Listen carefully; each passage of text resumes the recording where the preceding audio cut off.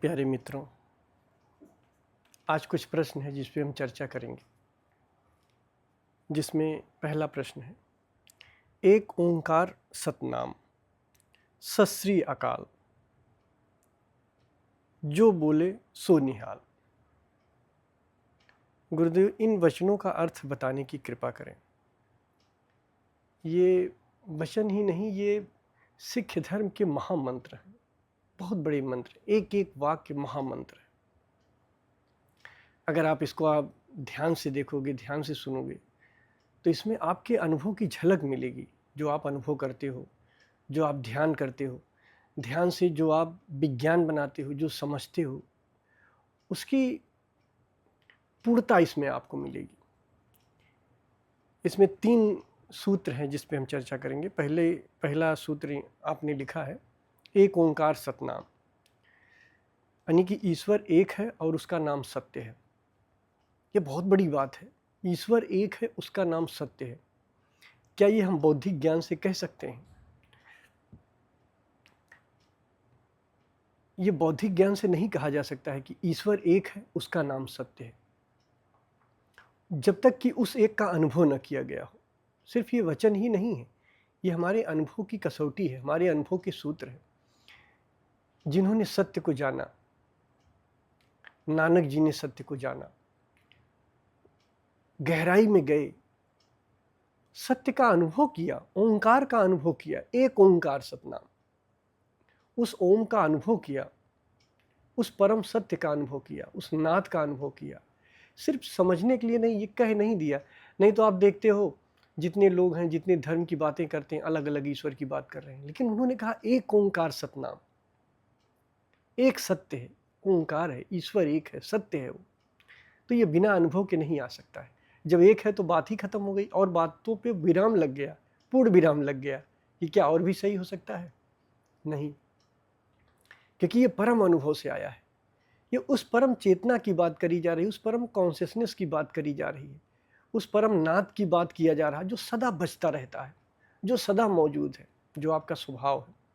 वही तो एक हो सकता है, बाकी तो सब अलग अलग है। एक ओंकार सतनाम। दूसरा है सत श्री अकाल, अभिवादन है ये। जब हम किसी से मिलते हैं, सत श्री अकाल की बात करते हैं, यानी कि सत्य है, अकाल सत्य है। अकाल का मतलब होता है जो समय में ना हो, बिना समय, जो बिना समय में हो, वही सत्य है। अकाल, जो काल के बाहर है, वो सत्य है। यही तो आपका अनुभव है। जब उस परम चेतना में आप होते हो, परम ओंकार में होते हो, उस अनहद नाद में होते हो, उस परम कॉन्शियसनेस में होते हो, वहाँ समय कहाँ होता है? समय तब होता है जब हम मन में होते हैं, विचारों में होते हैं, हम अपने असली मैं को भूल जाते हैं, विचारों में होते हैं, तो वहाँ पे मैं हो जाता है। तो सत श्री अकाल, यानी कि जो अकाल है वही सत्य है। अभिवादन करते हैं, बताइए, हम एक दूसरे को बताते हैं, उसको सम्मान करते हुए उसको बताते हैं कि सत श्री अकाल, हे मित्र, अकाल ही सत्य है। जो टाइमलेसनेस में ना हो वही सत्य है। इससे बड़ी बात और क्या हो सकती है? फिर आगे का महावाक्य है, जो बोले सो निहाल। इसका मतलब होता है जो बोले सो निहाल, यानी जो भी बोलोगे पूरा होगा। जो भी बोलोगे पूरा होगा, क्या मतलब? यानी कि उस परम चेतना से, उस महाहोश से, परम कॉन्शियसनेस से शक्ति आपकी निकल रही है, ऊर्जा निकल रही है। ये ऊर्जा विचार, भाव, दृश्य, दर्शन, ये सब बना रही है। तो ये संसार निर्मित कर रहे हो। उस अकाल से, उस शून्यता से, उस चैतन्य से ही काल का जन्म हो रहा है, सृष्टि का जन्म हो रहा है। आप ही अपने सृष्टि के ब्रह्मा हो, और जो बोलोगे वो सही हो जाएगा। यानी गहराई में कभी न कभी आपने देखा होगा, जो आप बनना चाहते हो, जो आप होना चाहते हो, आप वही हो जाते हो। मैंने पहले भी कई बार कहा है कि अक्सर देखो, जो लोग एक निगेटिव भाव से भरे होते हैं, जो कहते हैं अरे यार जीवन बेकार है, जीवन में कुछ नहीं है, जीवन में उदासी है, कुछ है ही नहीं, वो वैसे ही होते चले जाते हैं। आप जाने अनजाने में जो चाहोगे वही पूरा होता चला जाएगा। जैसा आप बनना चाहोगे आप वही हो जाते हो। आप धन कमाना चाहते हो, आप धनी हो जाते हो। आप कुछ चाहते हो, आपको वो मिल जाता है। परमात्मा को चाहते हो, धीरे धीरे एक कंडीशन आता है कि आप स्वयं को जान लेते हो। तो इस संसार में जो भी आप सोचते हो, जो भी आप चाहते हो, धीरे धीरे आप वही हो जाते हो। इसलिए बहुत सोच समझ के बोलना चाहिए, बहुत सोच समझ के हमें कार्य करना चाहिए, क्योंकि हम जो बोलते हैं, हमारा बोलना ही हमारा भविष्य बनाता है।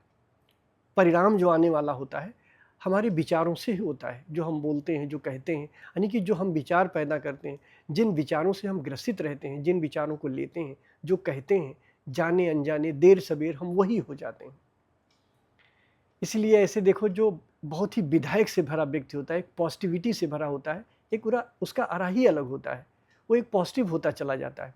और जो निगेटिविटी से भरे होते हैं वो निगेटिव होते चले जाते हैं। वही कह रहे हैं, जो बोले सो निहाल, जो भी बोलोगे पूरा होगा। इसलिए अपने संकल्प का उपयोग बड़े होश से करना, बड़ी सजगता से करना। नानक जी की अद्भुत वचन है। सिख धर्म का ये 3 महासूत्र है। अगर इसको अपने जीवन में उतारोगे, आपको ध्यान की गहराई मिलेगी इसमें। दूसरा प्रश्न है, गुरुदेव आज मेरे साथ अजीब घटना हुई। बहुत दिन बाद मुझे एक पुराने मित्र की याद आई और अचानक आज सुबह वो आ भी गया। ये कैसे संभव है? ये 2 तरह से होती है, इस पे हमें ध्यान देना होगा समझने के लिए। जो भी, जैसे आपने मित्र के बारे में सोचा, पुराने मित्र का एकदम से ख्याल आया, आप उसके बारे में कुछ भी सोच नहीं रहे थे, आपने लिखा कुछ भी नहीं सोच रहा था, अचानक एकदम से ख्याल आया और वो हो गया। एक रहस्य आप सब नहीं जानते हो, शायद जब कभी पहुंचोगे तो समझ में आएगा। एक जब कलेक्टिव अनकॉन्शियसनेस होता है, मैंने पहले भी बताया है, जो कलेक्टिव अनकॉन्शियसनेस होता है, सभी की जो बेहोशी, जो एक समग्रगत बेहोशी होती है, अस्तित्वगत बेहोशी होती है, जो कलेक्टिव अनकॉन्शियसनेस होता है, वहाँ पे चीज़ें पहले घट जाती हैं, हमें बाद में पता चलता है। जो होने वाला होता है वो पहले घट चुका होता है। भगवान कृष्ण अर्जुन को गीता में कहते हैं कि हे अर्जुन, तू इन्हें नष्ट कर दे, तू इनके शरीर को नष्ट करेगा, मैं इन्हें मार चुका हूँ, पहले ही मार चुका हूँ।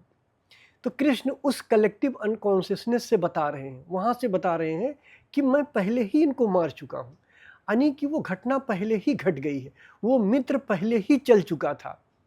आज सुबह आपको याद आया और वो मित्र यहाँ पहुँच गया। हमारे बहुत सारी चीज़ें मैं बताता हूँ, जब भी कभी आप कलेक्टिव अनकॉन्शियसनेस में देख पाओगे, जो समाधि की तीसरी अवस्था है, वहाँ पहुँचोगे तो बहुत बड़ा रहस्य प्रकट होगा आपके भीतर।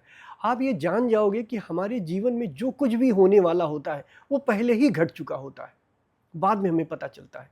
हम उदाहरण भी दे देते हैं, जैसे आप अभी कलेक्टिव अनकॉन्शियसनेस की बात छोड़ दो, आप ध्यान करते हो, ध्यान से आपको अनुभव है, संभावना की मैं बात करता हूँ। अगर कोई भी दुख आने वाला होता, दुखद विचार आने वाला होता, सुखद विचार आने वाला होता, तो वो विचार पहले संभावना के रूप में होता है। अगर उस संभावना को देख लो तो आप बता सकते हो कौन से विचार आने वाला है, कौन सा भाव आने वाला है। अभी मैं किसी के ऊपर अटैक कर दूंगा, आप किसी के ऊपर अटैक करोगे, अटैक करने के पहले ही उसकी संभावना आ जाएगी, आपके भीतर उसकी संभावना आ जाएगी बीज रूप में। तो वो पहले ही हो चुका, संभावना पहले ही बन चुकी है, परिणाम बाद में आएगा।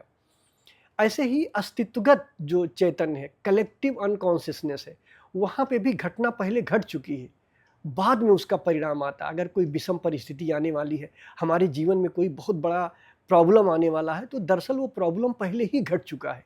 नियति में मैं पहले बोल चुका हूँ, आप ध्यान से अगर वहाँ देखोगे, समझोगे तो आप समझ पाओगे। एक नियति का जो वीडियो बनाया था मैंने, कि हमारे कलेक्टिव अनकॉन्शियसनेस में वो घटना पहले ही घट चुकी होती है।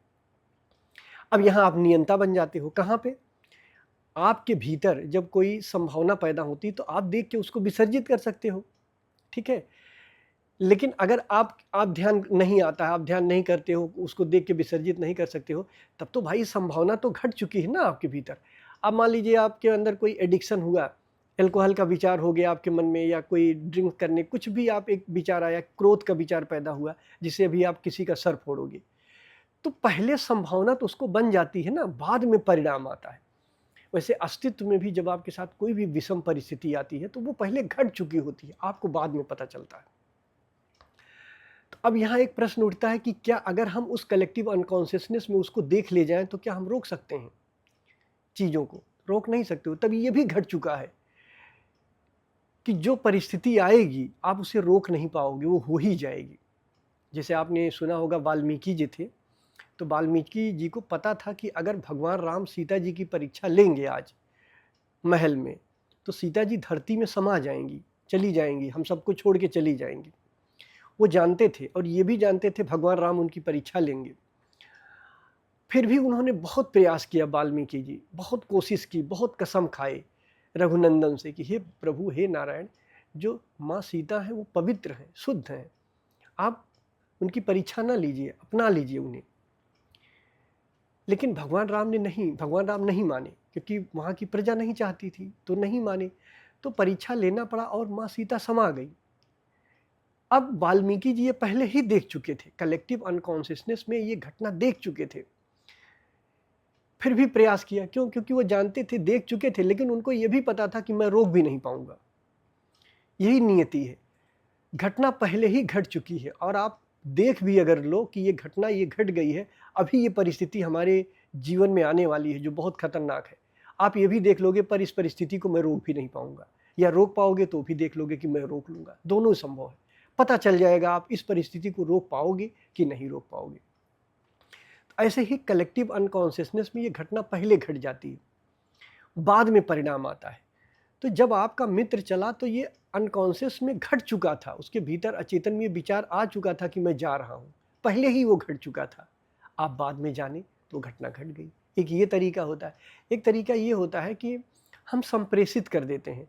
ध्यान की एक विशेष अवस्था होती है जहाँ जाके अगर आप कोई संकल्प बार बार करते हो तो वो संकल्प पूरा हो जाता है। इसीलिए जिनके विशुद्ध जगह होते हैं तो हम उनको मना करते हैं इस तरह के संकल्प करने के लिए। तो अगर आप बार बार कोई संकल्प करते हो कि हमारा ये मित्र आ जाए, हमारा ये मित्र आ जाए, हमारा मित्र आ जाए, तो बड़ी गहराई में अगर आपके भीतर छुपा हुआ है और बड़ी तीव्रता से आप इसका भाव करते हो, तो आपके विचार उस तक पहुंच जाएंगे। ये बहुत वैज्ञानिक है, टेलीपैथिक प्रयोग होता है। तो वो उस विचार उस तक पहुंच जाएंगे और वो चल जाएगा, वहाँ से आप तक पहुंच जाएगा। बट दोनों में भेद है। जब आप संप्रेषित करोगे किसी को विचार, तो बार बार उसको रिकॉल करोगे, बार बार बोलोगे ऐसा हो जाए, ऐसा हो जाए। लेकिन जब कोई घटना घटने वाली होगी तो कोई विचार संप्रेषित नहीं करोगे, अचानक आपको पता चलेगा, अरे अभी अभी मैंने देखा मेरा ये मित्र आने वाला, और देखोगे थोड़ी देर बाद वो पहुंच जाएगा। आपने संप्रेषित नहीं किया, अचानक आपको पता चला।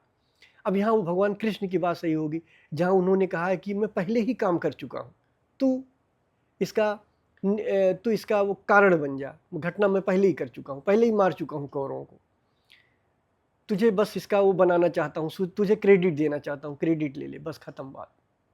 घटना पहले ही घट चुकी है। कौरवों को भी भगवान कृष्ण ने दिखा दिया था कि तुम सब मरे जा चुके हो, हम प्रयास भी करेंगे, शांति दूत बन के भी जाएंगे, पर भी कुछ भी होने वाला नहीं, सब हो चुका है जो होना था। तो मेरे ख्याल से ये बात समझी होगी। अगला प्रश्न है।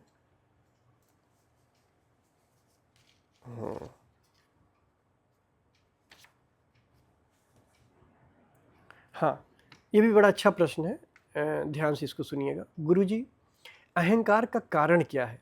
यह क्यों दिया ईश्वर ने? क्या बिना अहंकार के मानवता प्रगति कर पाएगी? अहंकार मानवता के लिए बाधा है या सहयोगी है? थोड़ा सा यहाँ समझना होगा। पहले इसके बारे में हम बताएं, थोड़ा सा ये समझिए कि आप जीवन में जो कुछ भी करते हो, मैं के इर्द गिर्द ही घूमता है ना। अगर आप कुछ भी करते हो, पैसे कमाते हो, आप सुखी होना चाहते हो, या संसार का कोई भी रिश्ता होता है, तो मैं के इर्द गिर्द ही घूमता है ना। अगर मैं ही ना हो, आपका मैं ही ना हो, तो अगर मैं ही नहीं होगा तो फिर क्या होगा? बिना मैं के तो कुछ नहीं होगा, ना आप सुखी हो सकते हो ना दुखी हो सकते हो। आप सुखी भी होते हो तो मैं को लाना पड़ता है, दुखी भी होते हो तो मैं को लाना पड़ता है। तो मैं की आवश्यकता है। काम, क्रोध, मोह, लोभ, आपके भीतर क्रोध है। अगर आपके भीतर क्रोध नहीं होगा, आप अपनी सुरक्षा नहीं कर पाओगे। कोई आपको ऐसे आएगा, आपको आपके ऊपर अत्याचार करके चला जाएगा। तो क्रोध की ज़रूरत है, मोह की ज़रूरत है। अगर मोह आपके अंदर नहीं है तो आप किसी चीज़ को बांध नहीं कर सकते हो, बांध नहीं सकते हो। तो मानवता के लिए अहंकार की बहुत ज़रूरत है। बिना अहंकार के कुछ संभव नहीं है, अहंकार की आवश्यकता है। लेकिन अहंकार जब आपका उपयोग करने लग जाए, कंट्रोल वे में अगर आप अहंकार का उपयोग करते हो, तो अहंकार की ज़रूरत है और शुभ है। लेकिन अहंकार अगर अनकंट्रोल होकर आपका उपयोग करने लग जाए, तब अशुभ होने लगता है, तब वही मानवता में आपके लिए जहर का कारण बन जाता है। तो अहंकार की ज़रूरत है। पहले नकली मैं की ज़रूरत है, एक मैं होना चाहिए जिसके इर्द गिर्द मैं हूँ, फिर असली मैं की तलाश होती है। ध्यान रखना, अगर नकली मैं ना हो तो असली मैं की तलाश ही क्या करोगे? भाई पहले आप सोचते हो कि आपका कहीं जन्म हो गया, किसी संप्रदाय में, किसी परिस्थिति में आप पैदा हुए, ठीक? किसी जनसमूह में आप पैदा हुए, आपका नाम हुआ, आपका पद हुआ, पद प्रतिष्ठा हुई, जो सारी चीज़ें हुई, एक अहंकार बना ना, नकली अहंकार पैदा हुआ। तो फिर धीरे-धीरे एक दिन ऐसा आता कि आप खोजते हो कि यार ये जो अहंकार है, क्या यही मैं हूँ?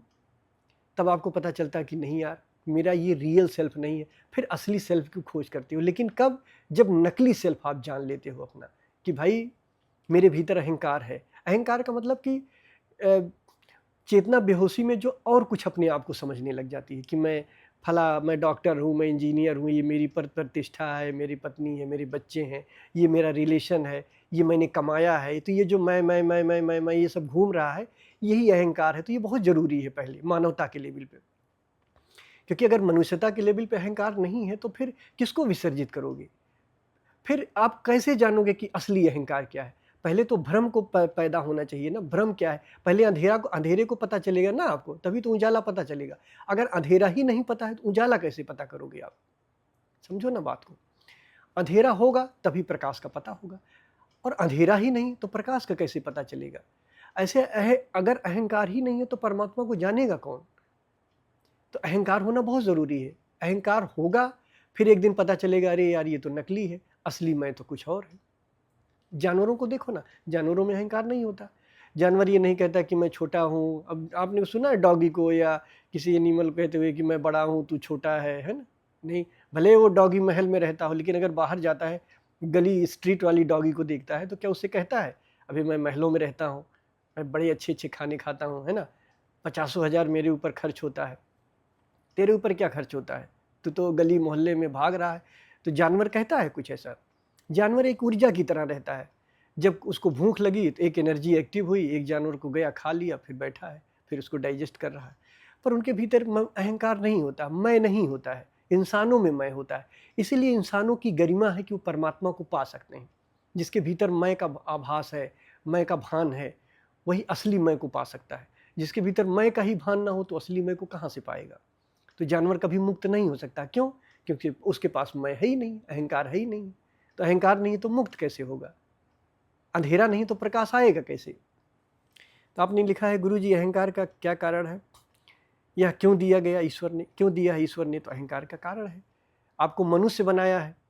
ये करोड़ों जन्मों में कभी-कभी ये हमको ऐसा अवसर आता है कि हम मनुष्य बने, तो हमको मनुष्य बनाया है। तो अहंकार ज़रूरी है, क्योंकि अहंकार होने से मेरे भीतर संभावना है परमात्मा को पाने की।